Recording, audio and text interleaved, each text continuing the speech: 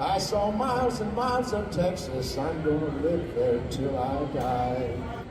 The whole world could move here. There's room for them to move into Texas and have quarter-acre lots. Hard time running the water systems, but is there ecological room for the whole world? For that matter, is there ecological room for anybody else? In 1982, there were 6,600 square miles of farmland and habitat that existed that do not exist anymore because they have been developed. They are under asphalt.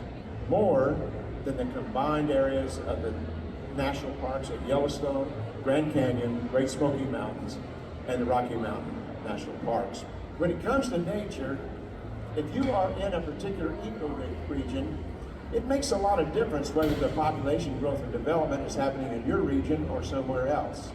The very health of the globe is primarily dependent upon the health of each ecoregion in the world. And the only ecoregions that the Texas people and voters really have control over are right here in Texas. The World Wildlife Fund has stated that climate change is a gigantic concern, but habitat loss is the bigger one. It takes about 18.6 acres of natural space to handle the impact of the average Texan. That there are only 6.7 acres of natural space to handle waste, among other things, for each Texan. We borrow from other states and other countries their biocapacity. So Texans right now are borrowing deeply from the future and from other countries by shipping our waste other places. Texas may be able to contain more people, but not ecologically sustain them.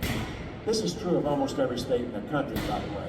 Development has been more efficient, and people are living more densely. That would be good news. The problem is the number of Texans has gone up 30%. Way too many people want to live in Texas. This is a great place to live, apparently, and people want to come from all over the world and all over the country to live here. But it is destroying, not because the migrants from Michigan or from Venezuela or wherever are problematic in terms of environmentalists. It's just that you're adding so many people. So even as you're packing people tighter in cities, you're still having a major impact with extra population.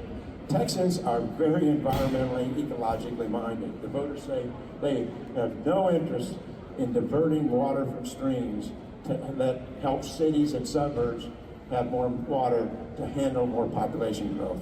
Texas voters, 57% of them say don't divert the water from agriculture to help cities grow. Well, in Texas, you've got some political tensions going on because you are continuing to have massive population growth. You're having massive water issues.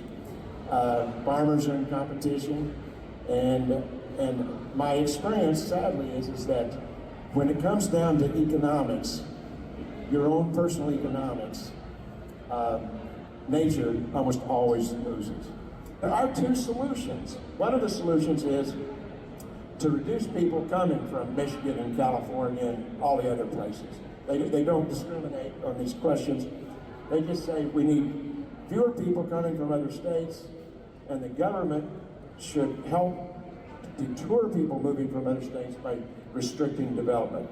57% of Texas voters say they would like to reduce the population growth by reducing migration from other countries, something that could only happen with federal law. Texas, for quite some time, has a fertility rate of 1.8 children per woman. 2.1 is what demographers say is you're leveling out. So Texans of all kinds, whether they're from other states or from other countries or grew up here, the fertility rate is 1.8 children per woman. So there is no long-term population growth in this state based on births. All population growth long-term is coming from migration. That's our study. NumbersUSA Education Research Foundation. It's just been finished. It's available. Texas, Sprawl, NumbersUSA.com.